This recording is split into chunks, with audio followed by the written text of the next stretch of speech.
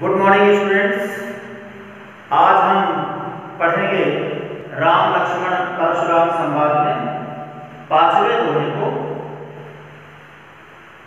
तुम तो काल हाँक जन उलावा, बार बार मिला की बुलावा। सुनत लखन के बचन कठोरा, परस सुधारी धर कर घोरा। अब जनि देई दोष मोहि लोगु, कटुवादी बालक बध जोगु।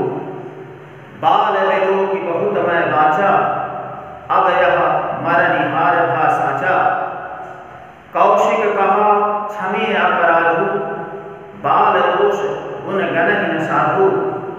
खर कुठार मैं अकरुण कोहि, आगे अपराधी गुरुद्रोही।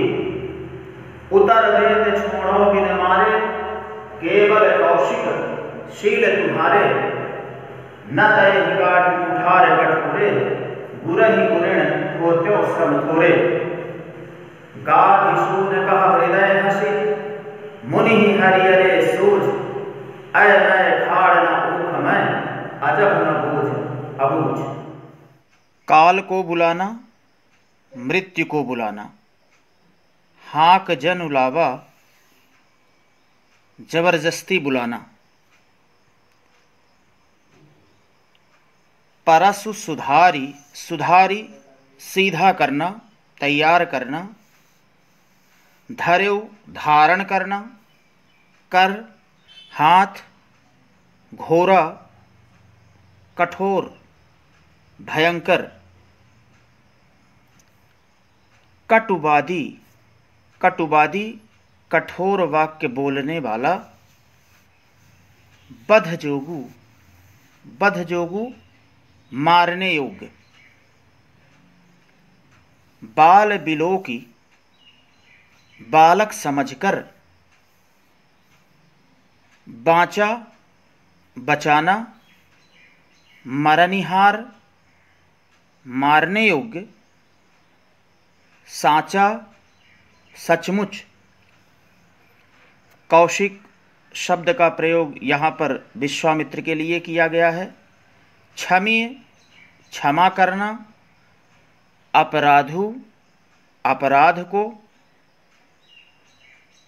बाल दोष बालकों के दोष को।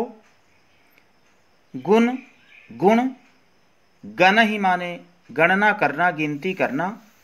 साधु सज्जन लोग। खर कठोर तेज शस्त्र, खर कुठार कठोर शस्त्र। अकरुण करुणा रहित, जिसके अंदर दया की भावना ना हो। कोही अत्यंत क्रोधी। गुरुद्रोही गुरु का द्रोह करने वाला, गुरु का विरोध करने वाला। उतर देत, उतर देत उत्तर देना। केवल कौशिक शील तुम्हारे। कौशिक विश्वामित्र, शील शीलता विनम्रता। न तय ही काटी कुठार कठोरे, कुठार कठोरे कठोर शस्त्र से। गुरहि उऋण, गुरु के ऋण से। होत्यों हो गया होता, श्रम थोरे थोड़े ही परिश्रम में। देखेंगे कैसे लिखेंगे। लक्ष्मण परशुराम से कहते हैं कि तुम तो काल हाँक जन उलावा, बार बार मुहि लागी बुलावा। तुम तो मेरे लिए काल को, मृत्यु को बार बार बुला रहे हो। सुनत लखन के बचन कठोरा, लक्ष्मण के कठोर वचनों को सुनकर परशुराम अपने परसे को सीधा करते हैं। अब जनि देई दोष मोहि लोगु, अब मुझे लोग दोष नहीं देंगे। कटुवादी बालक बध जोगु, क्योंकि कठोर वाक्य बोलने वाला यह बालक निश्चित रूप से मारने योग्य हो गया है। बाल बिलो की बहुत मैं बाँचा, मैं इसे बालक समझकर अभी तक बचा रहा था।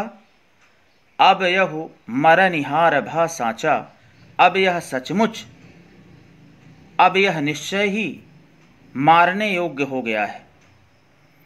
कौशिक कहा क्षमीय अपराधु। विश्वामित्र ने कहा कि हे महर्षि, इस बालक के अपराध को क्षमा करें, क्योंकि बाल दोष गुण गण ही न साधु। साधु लोग, सज्जन लोग बालकों के गुण और दोषों पर ध्यान नहीं देते।